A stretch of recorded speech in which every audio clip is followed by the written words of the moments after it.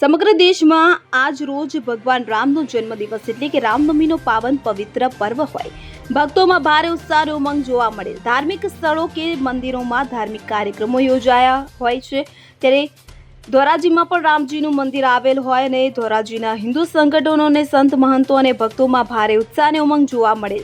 ત્યારે રામજી મંદિર ખાતેથી વિવિધ વિસ્તારોમાં અલગ અલગ પ્રકારના ફ્લોટોસોની વિશાળ શોભાયાત્રા નીકળી હતી। વિવિધ વિસ્તારોમાં શોભાયાત્રાનું હિન્દુ સમાજ અને મુસ્લિમ સમાજ દ્વારા ફુલહાર કરી મોઢું મીઠું કરીને ભવ્ય સ્વાગત કરવામાં આવ્યું હતું। ધોરાજીમાં રામનવમીનો પવિત્ર પર્વ એકતાનું પ્રતીક બની ગયો હતો અને ભાઈચારો જોવા મળેલ। ધોરાજીના વિવિધ વિસ્તારોમાં શોભાયાત્રા નીકળીને ફરી રામજી મંદિર ખાતે પૂર્ણ શોભાયાત્રા થઈ હતી અને રામજી મંદિર ખાતે ધાર્મિક કાર્યક્રમો યોજાયા બાદ મહાઆરતી કરવામાં આવી હતી।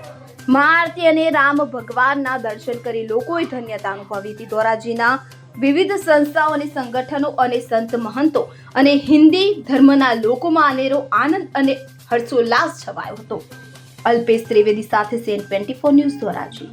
હવે જુઓ દેશ દુનિયાની તમામ ખબરો તમારી આંગળીના ટેરવે।